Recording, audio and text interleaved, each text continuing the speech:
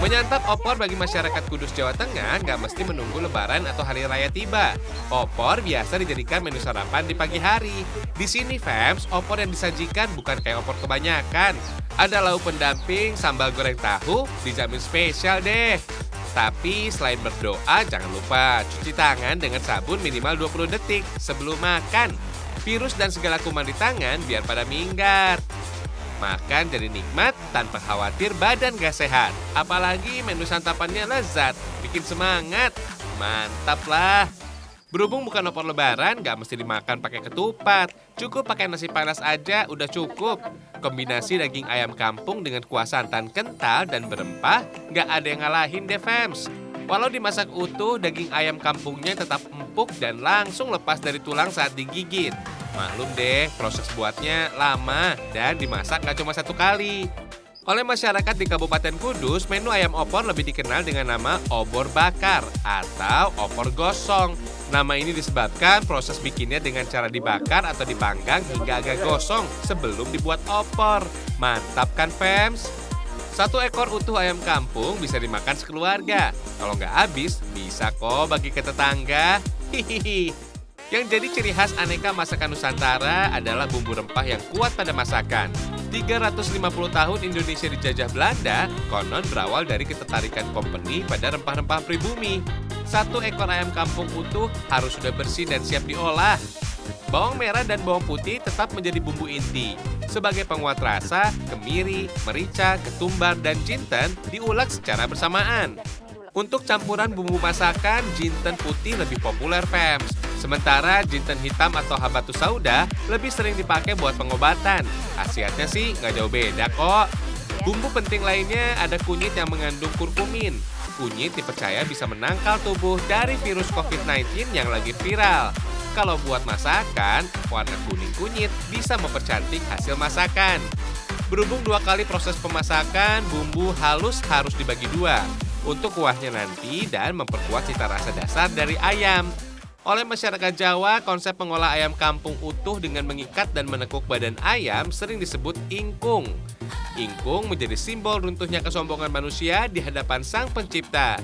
Biasanya sih sajian ingkung bersanding dengan nasi tumpeng dalam aneka ritual atau tradisi budaya Jawa, fams. Lengkapi juga bumbu dengan aneka bahan yang digeprek. Lengkuas, laos, jahe, dan serai bisa memperkuat cita rasa rempah. Ada 2 versi memasak opor bakar dari Kudus ini. Versi yang paling umum sih, ayam dimasak dulu dengan kuah.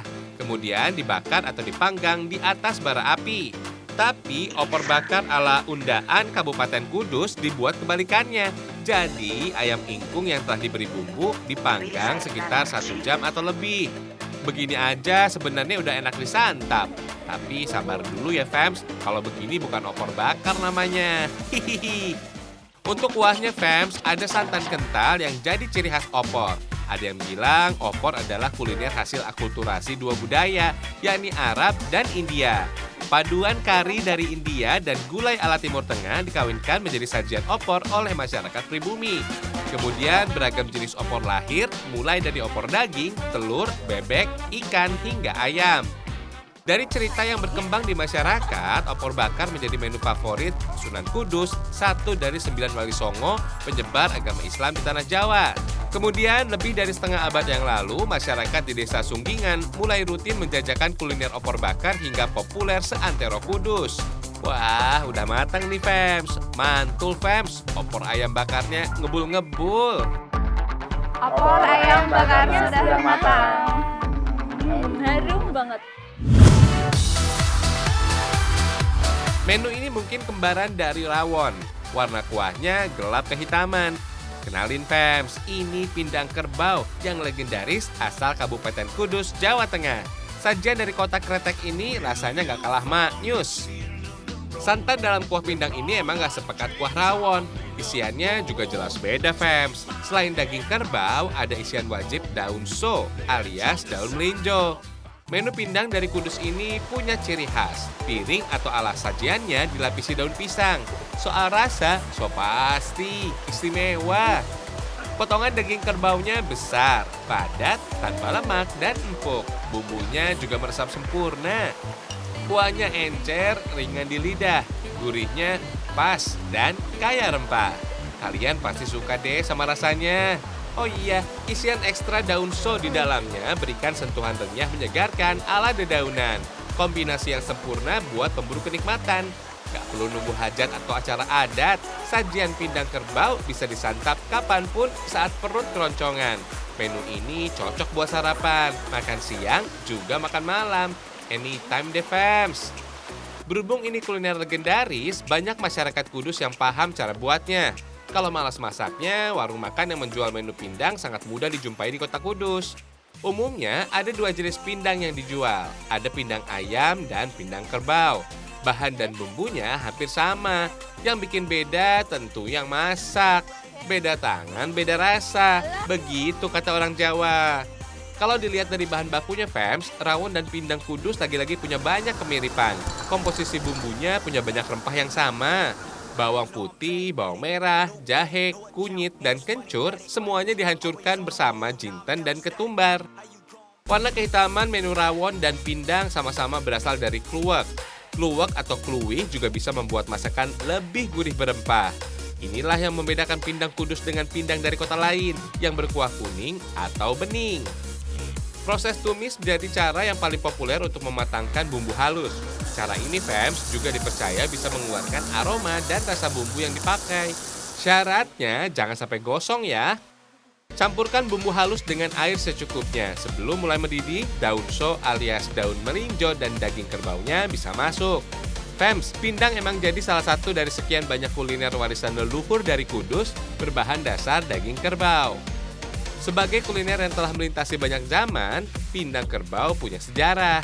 Katanya dulu sulit menemukan sapi sebagai hewan konsumsi di Kudus. Sebagian masyarakat Kudus di masa itu masih menganggap sapi sebagai hewan suci. Sebagai gantinya, daging kerbau yang diolah.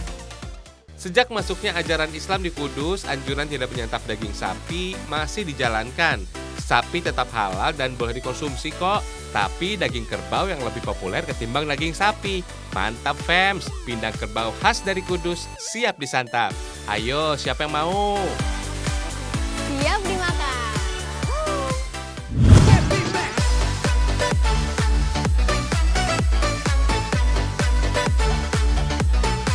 Dalam situasi dan kondisi kayak sekarang, jangan biarkan perut kalian kosong keroncongan.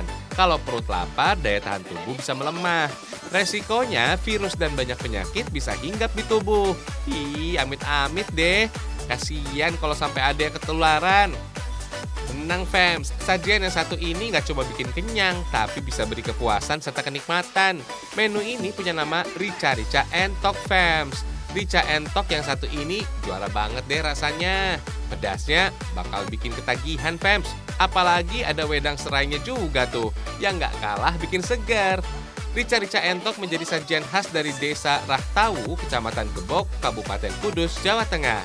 Menu unggas ini cukup populer jadi primadona kuliner di kaki Bukit Muria. Hawa udara yang sejuk cenderung dingin buat Rica-Rica Entok yang super pedas bisa berikan kehangatan yang dirindukan. Mantap lah fams. Menu Rica-Rica sebenarnya populer di Sulawesi Utara. Dalam bahasa setempat, rica artinya cabe. Jadi wajar deh kalau rasa kuliner ini udah pasti pedas.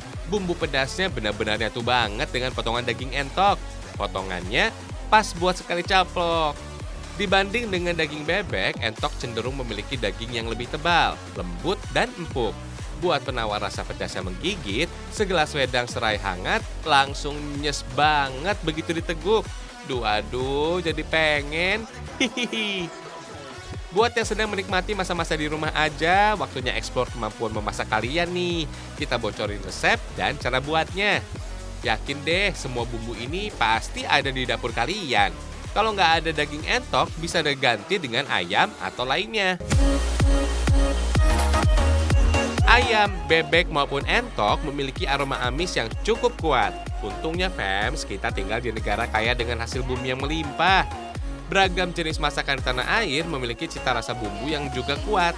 Campuran rempah dan rimpang seperti serai, jahe, dan lengkuas cukup ampuh siasati bahan beraroma kurang sedap.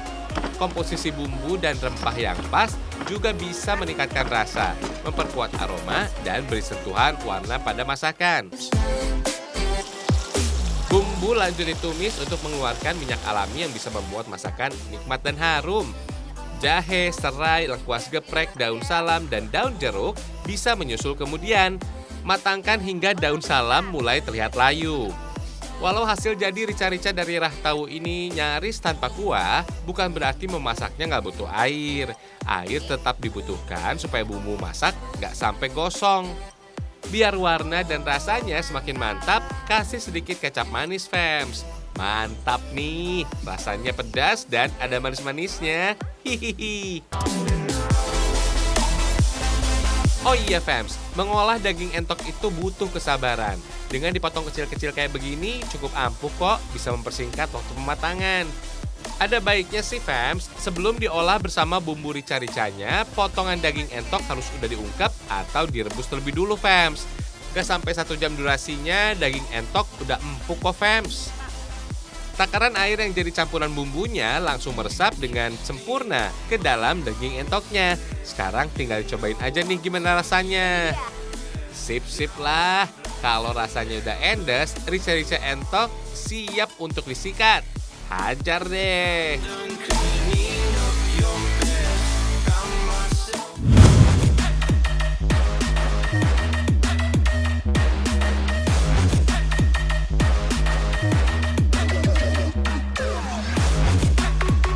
Ayo, siapa yang udah pernah makan jenang Kudus? Berada di pusat kota Kudus, sentra oleh-oleh jenang dari kota Tajuk ini menjamur di mana-mana. Kalian gak bakal kesulitan buat mencarinya. Saat ini ada beberapa jenis aneka olahan jenang kekinian yang mengikuti perkembangan selera masyarakat. Mulai dari jenang cookies, jenang coklat dodol, dan lainnya. Semuanya gak ada yang gak enak, fams. Jenang paling nikmat disantap di kala santai, sambil ngopi atau ngeteh bareng keluarga atau kerabat. Kalau buat nemenin kamu yang lagi berdiam diri di rumah aja, jenang juga bisa jadi teman. Nikmatnya bikin tenang dan hati senang. Hihihi. Selain dikenal dengan sebutan kota santri, Kudus juga dikenal dengan julukan kota kretek karena industri pengolahan tembakau besar ada di kota ini. Tapi yang wajib juga kalian tahu, Kudus juga dikenal dengan julukan kota jenang. Dari bentuk dan rasanya, jajanan ini fams mirip seperti dodol yang cukup populer di Jawa Barat. Sebenarnya sih fams, jenang dan dodol nggak jauh beda. Istilah dodol mungkin lebih familiar di tengah masyarakat Nusantara. Sedangkan jenang istilah lokal yang banyak disebut di Jawa Tengah dan Jawa Timur. Jenang dari Kudus umumnya terbuat dari tepung beras ketan, gula merah, gula pasir, dan santan kelapa. Perpaduan semua bahan bisa menciptakan rasa manis, gurih, serta pulen. Empuk dan lembut fams. Kalau secara tekstur, dodol lebih kering ketimbang jenang yang basah dan agak lentur. Walaupun tergolong jajanan jadul alias tradisional, jenang dari Kudus ternyata sudah mendunia loh. Pasar asing dari negara Asia Timur dan Timur Tengah juga doyan sama jenang. Hihihi, mantap ya. Di sini fams, jenang yang dibuat dijamin fresh. Setiap hari sekitar 2 ton bahan baku diolah jadi aneka ragam varian jenang tradisional maupun kekinian. Sentuhan kayu bakar sebagai sumber api untuk memasak jenang masih tetap dipertahankan, walaupun teknologi sudah mereka pakai. Pemakaian kayu bakar memang tidak tergantikan fams. Kayu bakar berikan tingkat kematangan jenang yang sempurna, serta hasilkan aroma yang menggugah selera. Kebutuhan teknologi modern ada pada proses pengadukan jenang yang perlu waktu dan tenaga besar. Sekitar 5 jam lamanya, mesin pengaduk jenang ini akan berputar tanpa henti, mulai adonan cair hingga mengental menjadi jenang. Jenang yang udah matang fams nggak bisa langsung dikemas dalam keadaan panas. Jenang harus didiamkan sekitar selama 1 hari 1 malam supaya tahan lama dan rasanya tetap terjaga. Mantap! Dari cerita masyarakat yang berkembang di Kudus, jenang tercipta di masa Syahid Ja'far Syadik atau yang lebih dikenal dengan nama Kanjeng Sunan Kudus. Sunan Kudus hidup dan menyebarkan agama Islam di kota Tajuk. Nama Kudus pada masa itu di sekitar tahun 1500-an Masehi. Bubur gampang inilah yang akhirnya menjadi cikal bakal jenang Kudus fams. Kawasan aliran sungai juga dikenal dengan nama Kali Putu. Kali artinya sungai, sedangkan Putu artinya cucu. Hingga saat ini Desa Kaliputu menjadi kawasan sentra usaha atau industri pembuatan jenang di kota Kudus, Fems. Oh iya, kalau kalian pengen tahu lebih dalam tentang jenang, silahkan berkunjung ke Museum Jenang Mubarok. Benda-benda memorabilia dan miniatur Kudus dari masa ke masa juga bisa kita jumpai. Museum Jenang Kudus Mubarok lokasinya nggak jauh-jauh kok, Fems. Masih berada di kawasan pusat Kota Kudus, Jawa Tengah. Salah satu kawasan pusat dakwah dan penyebaran agama Islam di Pulau Jawa, Sunan Kudus banyak memberikan pengaruh dalam kehidupan masyarakat Kudus, Fems. Nilai-nilai religi, tradisi, dan budaya meresap dan mengakar kuat hingga sekarang. Semuanya nggak bisa lepas dari konsep ajaran Sunan Kudus yang disebut dengan nama Gus Jigang. Ada filosofi Gus Jigang, itu adalah filosofi dari Sunan Kudus, sebuah akronim yang kepanjangannya Gus itu bagus, akhlaknya Ji, pintar ngaji, Gang, pandai dagang. Ini 3 karakter menjadi falsafah hidup masyarakat Kudus khususnya dan manusia pada umumnya. Walaupun namanya Museum Jenang, aneka landmark dan simbol-simbol bersejarah di kota Kudus bisa kita jumpai replikanya. Selain miniatur Menara Kudus, ada juga nih replika dari Omah Kapal. Bangunan asli Omah Kapal didirikan tahun 1930 oleh salah seorang pengusaha kretek termasyur di kota Kudus pada masa lalu, Fems. Bangunan Omah Kapal dibuat untuk mengenang perjalanannya saat menunaikan ibadah haji ke Mekah. Saat itu transportasi satu-satunya ke Tanah Suci cuma naik kapal laut, Fems. Buat kamu yang penasaran dan pengen nambah ilmu pengetahuan tentang Kudus, segera agendakan ke Museum Jenang Mubarok.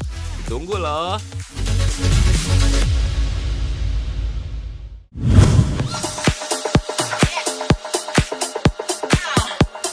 Orang bilang, Fems, Indonesia adalah negara surga. Saking suburnya tanah air kita, tongkat kayu dan batu bisa jadi tanaman.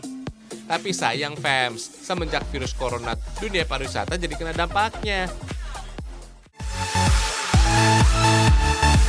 Berjarak hampir 1 jam berkendara atau sekitar 22 km dari alun-alun kota Kudus, ada satu desa wisata yang bisa kamu kunjungi, Fems. Namanya Desa Rahtawu. Suasana sejuk ala pedesaan dengan dominasi perbukitan hijau dan jernihnya aliran sungai sungguh bikin jiwa jadi damai. Kalau kesini nggak usah bingung mau ngapain, silahkan datang deh ke Omah Dongkas, salah satu spot favorit pengunjung yang ada di Desa Rahtawu. Di sini kalian bisa interaksi sama aneka ikan di dalam kolam. Sederhana sih, tapi yakin suasana desa yang adem dan tenang nyenengin banget, Fems. Ingat loh, jiwa dan pikiran yang lebih bersih dan positif baik bagi kesehatan. Katanya sih bisa meningkatkan imunitas tubuh. Desa wisata Rahtawu terletak di kawasan dataran tinggi Kabupaten Kudus, Jawa Tengah. Tepatnya berada di Kecamatan Gebog. Jernihnya aliran sungai yang mengalir deras berasal dari mata air pegunungan yang alami. Oleh masyarakat setempat, sungai yang indah ini dinamakan Sungai Gelis. Kalau kesini, jadi arena relaksasi yang sempurna dari penantian rutinitas. Saik, Fems. Berada di wilayah dengan ketinggian rata-rata sekitar 1.627 meter di atas permukaan laut, membuat Desa Rahtawu memiliki bentang alam komplit dan menawan. Setelah sungai, kepungan perbukitan hijau jadi pemandangan yang bikin adem mata. Di desa ini terdapat gunung yang dikenal dengan sebutan Wukir Rahtawu yang terkenal di sebelah Gunung Muria. Udaranya bersih dan istimewa. Mau berjemur nikmati hangatnya sinar mentari di sini, enak banget loh, Fems. Di sini, Fems, juga ada beberapa spot air terjun yang sayang banget kalau dilewati. Salah satu yang lagi ngehits namanya air terjun Kali Banteng. Dari jalan utama menuju ke lokasi air terjun Kali Banteng, gak sulit kok jalurnya. Jarak tempuhnya juga sangat dekat. Belum sempat keringetan, udah sampai aja deh, Fems. Hihihi. Sumber mata air terjun Kali Banteng berasal dari aliran sungai di pegunungan yang ada di atasnya, Fems. Kalau lagi musimnya, volume air yang mengalir lumayan deras loh. Dari celah-celah bebatuan, jernihnya air terjun mengalir langsung ke kolam di bawahnya. Kira-kira sih, Fems, ketinggian air terjun Kali Banteng ini sekitar 20 meteran gitu deh.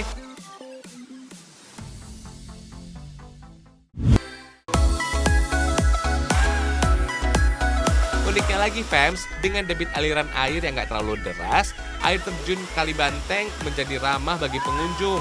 Apalagi air terjun ini memiliki 3 tingkatan sekaligus. Tingkatan pertama yang berada di air terjun memiliki kolam tadah yang cukup lebar fams. Biasanya sih para pengunjung dewasa yang mau berenang atau basah-basahan bisa deh main air di sini. Dijamin deh airnya nyegerin banget. Oh iya, kedalaman kolam alami ini fams masih aman kok, nggak sampai 1,5 meter. Bagi yang berani, derasnya aliran air Kalibanteng bisa menyeruduk, mengalir langsung di kepala kita fams. Waduh, jadi pengen ikut basah-basahan nih sama si kakak. Hihihi.